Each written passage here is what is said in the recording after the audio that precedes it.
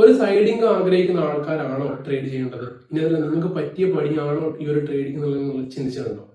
നിങ്ങൾക്ക് പറ്റിയ പണിയാണോ ട്രേഡിംഗ് എന്നുള്ളതിന്റെ കാര്യത്തിൽ ഒരു ഒറ്റ ഉത്തരം മാത്രമാണ് എനിക്ക് തരാനുള്ളത്. ക്ഷമാശീലമുള്ള ഒരാളാണ് നിങ്ങളെങ്കിൽ നിങ്ങൾക്ക് പറ്റിയ പണിയാണ് ട്രേഡിംഗ്. നിങ്ങൾക്ക് മാത്രമേ ട്രേഡിംഗ് ചെയ്യാൻ പറ്റുള്ളൂ. ലോകത്തിൽ തന്നെ ഏറ്റവും കൂടുതൽ വരുമാനം ഉണ്ടാക്കാൻ പറ്റുന്ന ഒരു മേഖലയായ ട്രേഡിംഗ് എല്ലാവർക്കും പറ്റിയതല്ല. പക്ഷേ കൃത്യമായ ക്ഷമയും കൃത്യമായ നോളജും ഉണ്ടെങ്കിൽ നിങ്ങൾക്ക് എല്ലാവർക്കും ഡെവലപ്പ് ചെയ്തെടുക്കാൻ പറ്റുന്ന ഒരു കാര്യമാണ് ട്രേഡിംഗ് എന്ന് പറയുന്നത്, അല്ലെങ്കിൽ ഒരു കരിയറാണ് ട്രേഡിംഗ് എന്ന് പറയുന്നത്. അങ്ങനെ ഹൈ ഇൻകം പൊട്ടൻഷ്യൽ ഉള്ള ഈ ഒരു മാർക്കറ്റിൽ നിങ്ങൾ ട്രേഡിംഗ് സ്റ്റാർട്ട് ചെയ്ത് കഴിഞ്ഞാൽ ഒരിക്കലും കാര്യങ്ങൾ എളുപ്പമാവില്ല.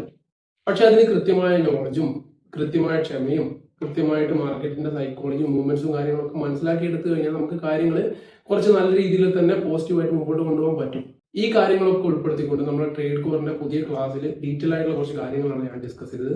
സോ ആ കാര്യങ്ങൾ ഇപ്പൊ തന്നെ പോയി മനസ്സിലാക്കിയിട്ട് നിങ്ങൾ ട്രേഡിംഗിലൊക്കെ കരിയർ സ്റ്റാർട്ട് ചെയ്യാൻ വേണ്ടി ശ്രദ്ധിക്കുക. എന്തായാലും ആ കാര്യങ്ങൾ മനസ്സിലാക്കിയിട്ട് മാത്രമേ നിങ്ങൾ ട്രേഡിംഗിൽ സീരിയസ് ആയിട്ട് നോക്കാൻ വേണ്ടി പാടുള്ളൂ.